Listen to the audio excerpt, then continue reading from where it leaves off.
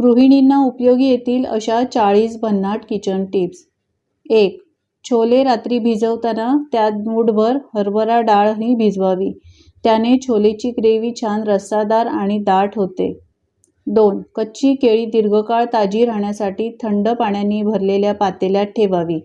साधारण 1 आठवड्यापर्यंत केळी टवटवीत राहतात. हे पाणी 2 दिवसात एकदा बदलावे. 3. रस्सा भाज्या खारट झाल्यास त्यात उकडलेला बटाटा घालावा. खारटपणा कमी होतो. 4. लिंबाचा रस जास्त हवा असल्यास 5-10 मिनिटे लिंबू कोमट पाण्यात भिजवून मगच रस काढावा. रस जास्त निघतो. 5. कोणताही पुलाव किंवा मसाले भात करताना तांदूळ 1 ते 2 तास पाण्यात भिजवून ठेवला तर साध्या तांदळाचा पण दाणा वेगळा आणि मोठा होतो. 6. बटाटे झटपट उकळण्याकरता पाण्यात चिमटीभर हळद घालावी. 7. हिंगाचा वास टिकवण्यासाठी हिंग तुरीच्या डाळीच्या डब्यात ठेवावा. 8. डाळ किंवा तांदळाला कीड लागण्यापासून जपण्याकरिता त्यात कडुलिंबाचा पाला घालावा. 9. दुधाला विरजण लावताना भांड्याला आतून थोडीशी तुरटी फिरवावी. दही घट्ट होते. 10. भाज्यांमध्ये मीठ शेवटी घातल्यास भाजीतले लोह टिकवण्यास मदत होते. 11. भेंडीची भाजी शिजवताना त्यात 2 चमचे दही घातले तर ती चिकट होत नाही. 12. पुऱ्याच्या कणकेत चिमटीभर साखर घातली तर पुऱ्या बराच वेळ फुगलेल्या राहतात. 13. साखर मुंग्यांपासून सुरक्षित ठेवण्याकरिता साखरेच्या डब्यात वरच 4-5 लवंग ठेवाव्यात. 14. किचन कट्ट्यावर लिंबाच्या रसाचे पांढरे डाग पडल्यास त्यावर आल्याचा तुकडा घासावा. डाग जातात. 15. कढीपत्ता एकदम बराच आणल्यास शिल्लक राहिला की तो सुकतो. अशा वेळी कढीपत्त्याची पाने तेलात तळून डब्यात भरून ठेवावीत. त्याचा हिरवा रंग कायम राहतो व तो बरेच दिवस टिकतो. 16. गाजर, टोमॅटो, काकडी, बीट, मुळा मऊ आणि शिळा झाल्यास रात्रभर मिठाच्या पाण्यात घालून ठेवाव्या. ताज्या व टवटवीत होतात. 17. सुके खोबरे डाळीत खुपसून ठेवले तर खराब होत नाही. 18. पालेभाज्या शिळ्या सुकलेल्या असल्यास पाण्यात 1 चमचा व्हिनेगर किंवा लिंबूरस घालून ठेवल्या तर ताज्या होतात. 19. शेंगदाणे भाजून झाल्यावर त्यात 2 चिमटी मीठ टाकावे आणि गॅस बंद करून थोडे परतावे. त्याने साले लवकर सुटतात. 20. पकोडे कुरकुरीत हवे असतील तर त्यात बेसन पीठ आणि तांदळाचे पीठ घालावे. 21. शेंगदाणे भाजण्यापूर्वी दाण्याला पाण्याचा हात लावून मग भाजावे. दाणे खमंग भाजून होतात. 22. भरितासाठी वांगी चांगली भाजली जावी म्हणून त्याला पुसटचा गोडेतेलाचा हात किंवा सुरीने छोटी चीर पाडली तर भाजताना तयार होणारी वाफ बाहेर पडेल.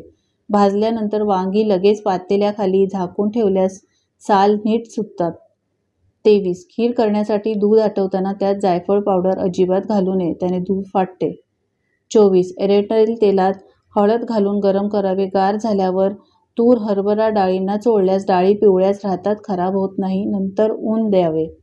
25. मिठाला पावसाळ्यात पाणी सुटते अशा वेळी बरणीत आतून टीप कागद ठेवून झाकण घट्ट लावावे. 26. पुदिना वाळून पूड करून ठेवल्यास दही वड्यात किंवा भाजीत घालण्यास उपयोगी पडतो. 27. पाक केल्यानंतर साखरेचे परत कण बनू नयेत म्हणून पाकात थोडा लिंबू पिळावा. 28. शिळा ब्रेड गरम करून चुरा करून ठेवल्यास कटलेट करताना उपयोगी पडतो. 29. फ्रीजरमध्ये बर्फाचा ट्रे ठेवताना त्याच्या खाली प्लास्टिकचा पेपर ठेवावा. काढताना ट्रे चटकन निघतो. 30. रोज विशिष्ट भांड्यात आपण चहा करतो त्यास चहाचे काळे डाग पडतात. ते भांडे घासण्यापूर्वी मिठाने चोळल्यास डाग निघून जातात. 31. पालक शिजवताना तो कच्चाच मिक्सरमधून वाटून मग फोडणीस टाकला तर हिरवा रंग कायम राहतो. 32. हाताला मच्छी किंवा कांद्याचा वास येत असल्यास बेसन पीठ चोळावे. यामुळे हात धुतल्यानंतर वास निघून जातो. 33. ताक आंबट झाल्यास त्यात पाणी घालून ठेवावे. वरचे पाणी थोड्या वेळाने अलगद काढून टाकावे. आंबटपणा कमी होईल. 34. ताक केल्यानंतर लोणी काढायच्या आधी हात चण्याच्या, तांदळाच्या किंवा गव्हाच्या पीठ लावून स्वच्छ धुवावे. यामुळे हात लोण्याने बरबटत नाहीत आणि हाताला लोणी लागून चिकटून राहत नाही. 35. ड्रायफ्रूट कापायचे असतील तर ते आधी 1 तास फ्रीजमध्ये ठेवावे. नंतर त्यांना गरम पाण्यात बुडवलेल्या सुरीने कापावे. लवकर कापले जातात. 36. कोबी शिजवताना त्यात थोडे व्हिनेगर घातले तर शुभ्र पांढरा रंग तसाच राहतो.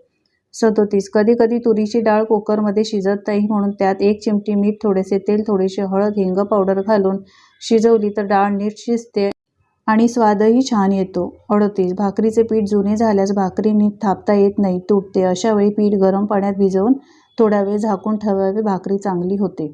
39. पावसाळ्यात माशा फार त्रास देतात तेव्हा लोखंडी तवा गरम करून त्यावर कापराच्या 2 वड्या टाकाव्यात म्हणजे माशा नाहीशा होतात. 40. डोश्याचे पीठ हिवाळ्यात लवकर आंबवण्याकरता थोडे गरम पाणी मिक्सरमध्ये पीठ ग्राइंड करताना घालावे. तर या टिप्स तुम्हाला आवडल्या असतील तर लाईक करा, शेअर करा आणि अशाच नवनवीन टिप्स पाहण्यासाठी चॅनलला सबस्क्राईब करा. धन्यवाद.